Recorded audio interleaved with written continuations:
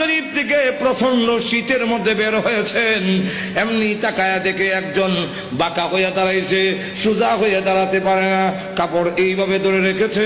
দাঁড়ায় বলেন আসসালাতু ওয়াসসালামু আলাইকা ইয়া রাসূলুল্লাহ। আল্লাহ নবী বলেন, কে রে তুমি এত গভীর রজনীতে আমাকে সালাম দিচ্ছ? আল্লাহ নবী যেই মাত্র জিজ্ঞাসা করলেন, উনি ডাকতে, হুজুর আপনি কি আমাকে চিনতে পারেন নাই? আমি আব্দুল্লাহ। আল্লাহ নবী বলেন, কোন আব্দুল্লাহ? ওগো নবীজি, কিছুদিন আগে ইসলাম ধর্ম গ্রহণ করেছি, আমার নাম ছিল আব্দুল উজ্জা, আমি আপনার নামটা পরিবর্তন করে আব্দুল্লাহ রেখেছেন, আমি সেই আব্দুল্লাহ। আল্লাহ নবী ডাক দিয়ে বলেন, আমার আব্দুল্লাহ তো ধনী বাপ চাচা, তার বাপ চাচা ধনী ব্যবসায়ীর ছেলে, সকাল বিকাল কাপড় পরিবর্তন করে আসতো। আজকে তো দেখা যায় গায়ে কাপড় নাই, একটা কাপড়ের টুকরা পরিধান করা, সোজা হয়ে দাঁড়াতে পারে না, তার লজ্জাস্থান খালি হয়ে যায়, হাত দিয়ে ধরে রাখছে কোন রকমের কাপড়ের টুকরা। আল্লাহ নবী বলেন, আমার আব্দুল্লাহর এই অবস্থা কেন? শীতের মধ্যে তরতর করে কাঁপতেছে, কিন্তু কোনো কথা বলে না, কোনো ডাক দেয় না। নবী গো, অপেক্ষায় বসে আছি, কোন সময় আপনি বের হবেন? আপনার নুরানি চেহারা যদি এক নজর দেখতে পারি, তাহলে আমার অন্তরে আর কোনো দুঃখ থাকবে না। আল্লাহ নবী বলেন, কি হলো তোমার এই অবস্থা কেন? আব্দুল্লাহ, হুজুর আপনার দরবারে কেন আসা যাওয়া করি?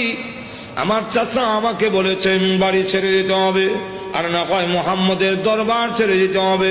নবী গো, আমি ঘোষণা দিয়েছি, প্রয়োজন বুঝে আপনার বাড়ি কেন তাম পৃথিবী ছেড়ে দিতে পারি, কিন্তু একটি মুহূর্তের জন্য বিশ্ব নবীর দরবার আমি ছাড়তে পারবো না। আপনারা যে আমাকে বাড়ির থেকে বের করে দিয়েছে, বের হওয়ার সময় বললো কাপড় চোপড় গুলো দিয়ে যাও, এগুলো তো আমাদের। উদ্দেশ্য হইল আমি উলঙ্গ হয়ে গেলে এটা যাব না, লজ্জায় তখন করে বসে থাকবো, আপনার দরবারে আসবো না।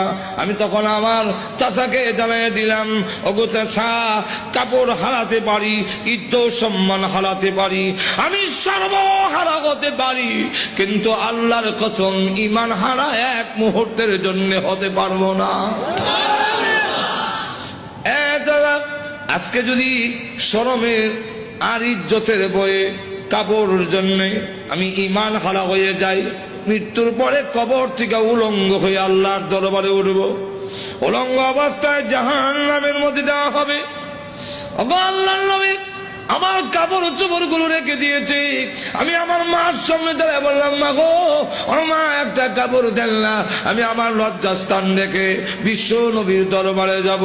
ওগো মা, একটা নজর যদি আল্লাহর নবীকে দেখতে পারি, তাহলে আমার মনে আর কোনো ব্যথা থাকবে না। এই বলে হুজুর আমার মা একটা কাপড় দিয়েছেন, কোন রকমের লজ্জাস্থান রেখে আপনার হুজুরের সামনে এসে বসে আছি। কোন সময় আপনি বের হবেন, আপনার চেহারা মুবারক একটা নজর দেখার জন্য বসে আছি। নবীজি তার করুণ কাহিনী শুনে বিশ্ব নবী পর্যন্ত চোখের পানি রাখতে পারলেন। আল্লাহ নবী ডাক দিয়ে বলেন, আব্দুল্লাহ আমার ঘরে আয়, হুজুরের শরীফে আয়, এই নে আমার ব্যবহারের দুইখান কাপড় তোরে দান করলাম। নবীজির দুইখানা কাপড়, ব্যবহারের কাপড়ের দাম আছে না নাই? এরপর থেকে আব্দুল্লাহ জুল বাগাদাইন হয়ে গেল, খালি আব্দুল্লাহ না, এমন টাইটেল লাগছে। আল্লাহ নবী একজন, আব্দুল্লাহ বল তোর কোন আকাঙ্ক্ষা আছে নি? আব্দুল্লাহ হুজুর দুনিয়ার কোন আকাঙ্ক্ষা নাই, আপনার কাছে আমার একটা দরখাস্ত। ওগো নবীজি, আপনি বলেছেন শাহাদাতের মরণ হইলে মরণের কষ্ট হয় না, আপনি বলেছেন শাহাদাতের মরণ হইলে কবর গেলে মুনকার নাকির আসে না, আপনি বলেছেন শহীদ হয়ে মরলে কিয়ামতের মাঠে কোনো হিসাব কিতাব হবে না, বিনা হিসাবে জান্নাতে যাবে। তাই আমার দরখাস্ত, ওগো নবীজি আপনি আল্লাহর কাছে বলুন আমার শাহাদাতের কামনা যেন মহান আল্লাহ কবুল করে নেন। নবীজি দোয়া করে দিলেন। দোয়া, রসুলের দোয়া। হাত উঠাইতে দেরি আর তো কবুল হইতে। আল্লাহ নবী বিশ্ব নবী রাহমাতুল লিল আলামিন দোয়া করে দিলেন। এখন আব্দুল্লাহর জন্য দোয়া কেমন কবুল হয়ে গেছে। তবুকের যুদ্ধে গেলেন, কিন্তু তবুকের যুদ্ধটা হইল না।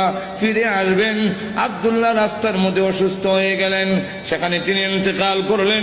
আল্লাহ নবী ঘোষণা দিয়েছেন, আল্লাহর রাস্তায় যখন মানুষ বের হয়ে যায়, রাস্তায় মারা গেল, শাহাদাতের সওয়াব তাকে দেওয়া হয়।